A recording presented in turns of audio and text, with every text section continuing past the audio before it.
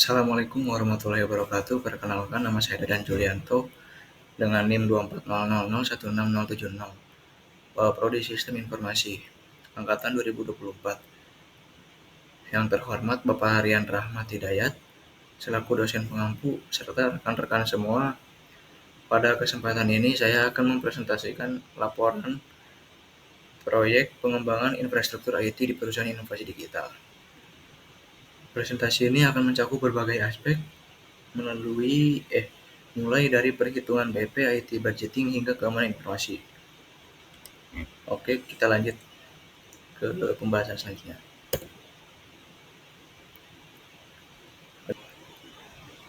Pendahuluan. Perusahaan inovasi digital sedang merencanakan pengembangan infrastruktur IT untuk meningkatkan efisiensi operasional dan daya saing. Proyek ini mencakup perhitungan BP, penyusunan anggaran melalui IT budgeting, pemilihan vendor dengan IT procurement, serta penerapan sistem manajemen perubahan yang efektif. Selain itu, keamanan informasi menjadi prioritas utama untuk melindungi data perusahaan.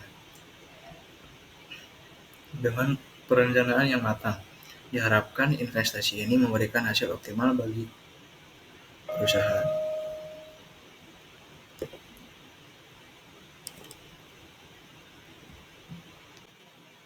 Selanjutnya, soal yang pertama, hitunglah BEP dalam rupiah untuk proyek pengembangan sistem baru ini. Rumus BEP per unit, biaya tetap dibagi kontribusi margin per unit. Saya melakukan beberapa langkah untuk menyelesaikan soal pertama ini. Langkah ke-1, hitung kontribusi margin per unit. Harga jual per unit dikurangi biaya variabel per unit. Ketahui harga jual per unit itu 1.500.000, ya variabel per unitnya 500.000. Maka kontribusi margin per unit 1.500.000 dikurangi 500 sama dengan 1 juta. Langkah yang kedua, hitung BEP. Biaya tetap dibagi kontribusi margin per unit. Yang diketahui biaya tetapnya 300 juta, kontribusi margin per unit 1 juta. Maka 300 juta dibagi 1 juta sama dengan 300 unit. Langkah yang ketiga, hitung BEP dalam rupiah. BEP per unit dikali harga jual per unit. Yang diketahui BEP per unit 300 unit, harga jual per unit 1.500.000. Maka BEP dalam rupiah 300 dikali 1.500.000 sama dengan 450 juta. Soal selanjutnya, soal yang kedua, jika perusahaan inovasi digital menargetkan laba tahunan sebesar 200 juta, berapa jumlah unit sistem yang harus dijual? Oke, dengan rumusnya itu biaya tetap ditambah target laba terlebih dahulu, setelah itu dibagi kontribusi margin per unit. Saya juga ada beberapa langkah untuk menyelesaikan soal kedua ini. Langkah 1, identifikasi komponen biaya. Yang diketahui biaya tetap 300 juta, target laba 200 juta. Harga jual per unit 1.500.000, biaya variabel per unit 500.000. Langkah yang kedua, hitung kontribusi margin per unitnya. Dengan rumusnya itu harga jual per unit dikurangi biaya variabel per unit. Berarti 1.500.000 dikurangi 500.000 sama dengan 1 juta. Dengan langkah yang ketiga, substitusi ke rumus BEP dengan target laba. Rumusnya itu biaya tetap ditambah target laba terlebih dahulu, setelah itu dibagi kontribusi margin per unit. Berarti 300 juta ditambah 200 juta sama dengan 500 juta dibagi 1 juta. Berarti 500 unit. Langkah terakhir, hitung BEP dalam rupiah. Dengan rumusnya itu BW per unit dikali harga jual per unit. 500 unit dikali 1.500.000 sama dengan 750 juta.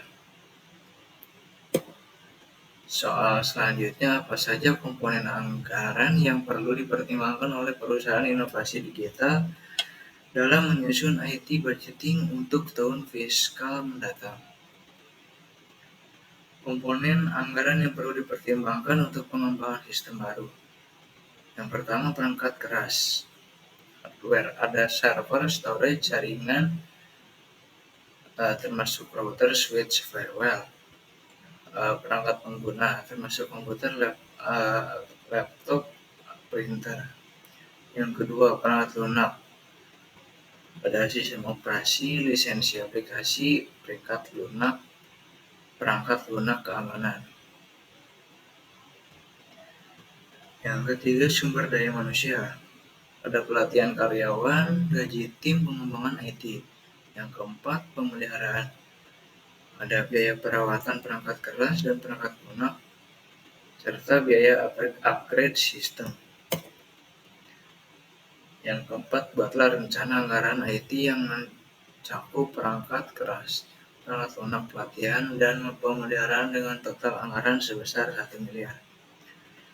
Yang diketahui komponennya ada perangkat keras dengan anggaran 400 juta, perangkat lunak 300 juta, pelatihan karyawan 150 juta, pemeliharaan 150 juta. Dengan total 1 miliar.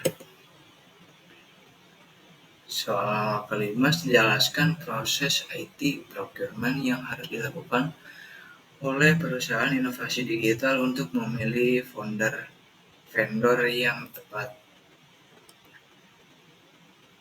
Yang pertama, identifikasi kebutuhan.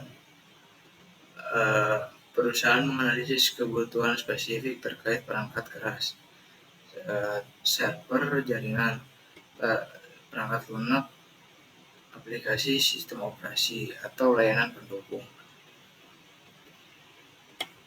Kebutuhan ini harus disesuaikan dengan anggaran dan tujuan proyek. Yang kedua, evaluasi vendor.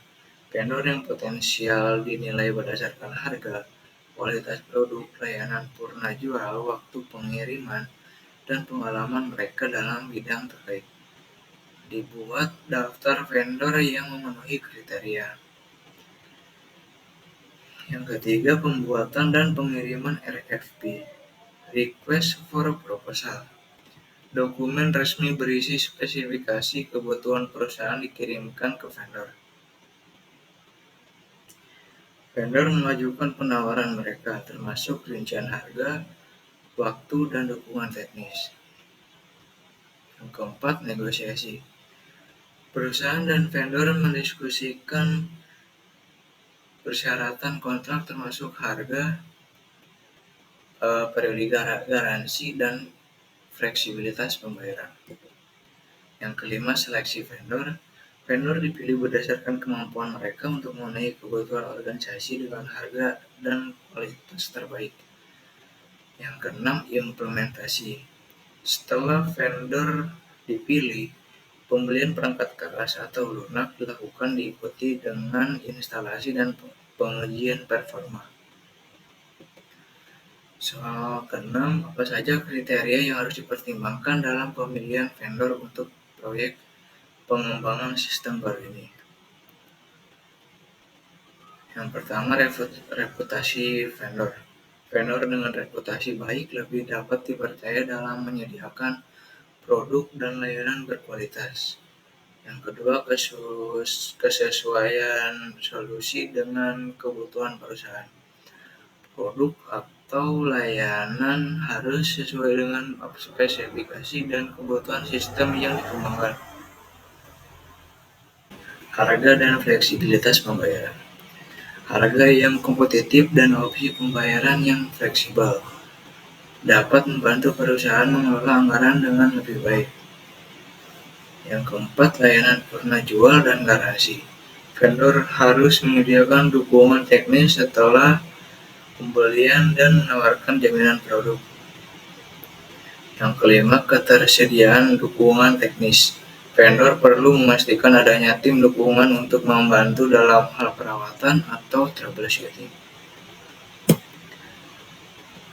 Soal ketujuh, buatlah proses atau flowchart IT change management untuk perusahaan inovasi digital yang mencakup langkah-langkah mulai dari permintaan perubahan hingga implementasi dan evaluasi perubahan.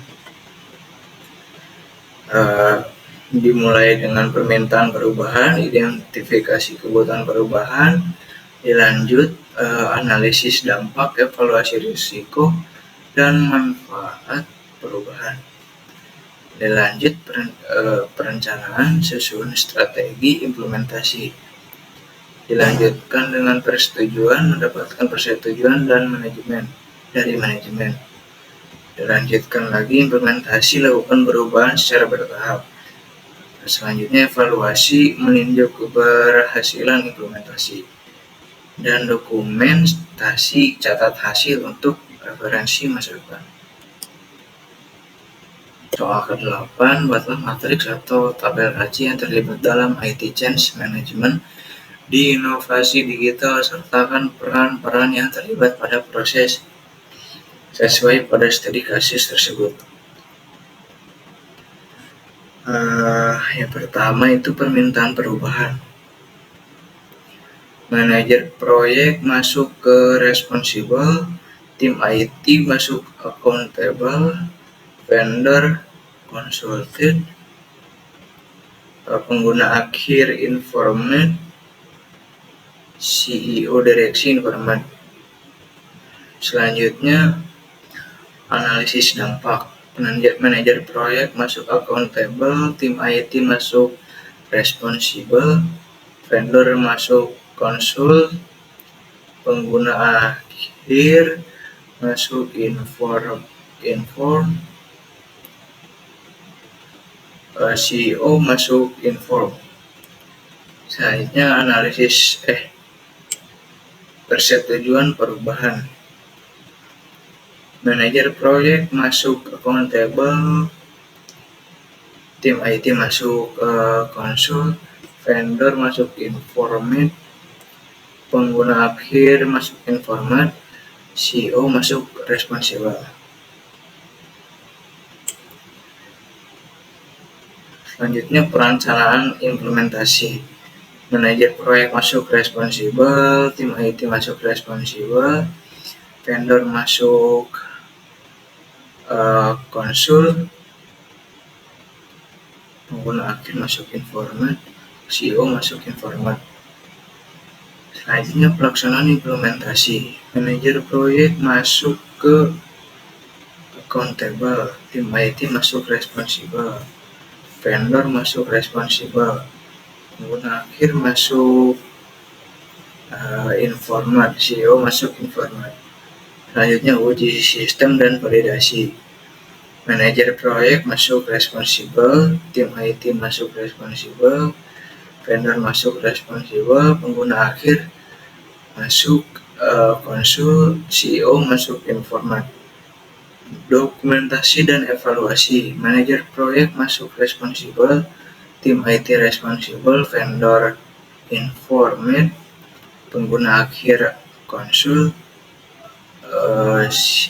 CEO masuk informed. Soal yang ke-9, jelaskan pentingnya penerapan keamanan informasi dalam proyek pengembangan sistem baru di perusahaan inovasi digital. Bagaimana penerapan dapat mempengaruhi keberhasilan proyek dan operasional perusahaan secara keseluruhan. Yang pertama, mencegah kebocoran data. Data pelanggan, mitra bisnis, dan karyawan harus dilindungi agar tidak jatuh ke tangan pihak yang tidak berwenang. Yang kedua, menghindari serangan cyber. Ancaman seperti ransomware, malware, phishing, dan hacking dapat mengganggu operasi perusahaan. Yang ketiga, mematuhi regulasi. Kepatuhan terhadap undang-undang dan standar internasional seperti GDPR atau ISO 27001 penting untuk menghindari sanksi umum. Yang keempat, menjaga reputasi perusahaan. Kepercayaan pelanggan dan mitra bisnis dapat dipertahankan dengan menunjukkan komitmen terhadap keamanan informasi. Soal yang terakhir, sebutkan dan jelaskan beberapa langkah keamanan informasi yang dapat diterapkan oleh perusahaan untuk melindungi data dari ancaman. Yang pertama, penerapan firewall dan enkripsi data. Firewall melindungi jaringan dari akses tidak sah, sementara enkripsi memastikan data tetap aman saat dikirim atau disimpan.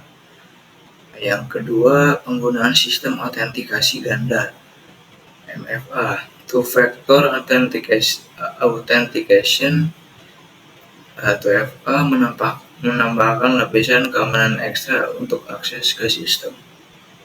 Yang ketiga, audit keamanan secara berkala. Pemeriksaan rutin terhadap sistem IT untuk mengidentifikasi dan memperbaiki celah keamanan. Yang keempat, pelatihan keamanan untuk karyawan. Karyawan harus dilatih untuk mengenali ancaman seperti phishing dan menjaga kerahasiaan informasi. Yang kelima, backup data secara rutin. Penyimpanan cadangan data membantu perusahaan memulihkan informasi jika terjadi serangan atau kehilangan data. Demikian presentasi yang dapat saya sampaikan. Mohon maaf bila ada salah kata. Terima kasih. Wabillahi taufiq wal hidayah. Wassalamualaikum warahmatullahi wabarakatuh.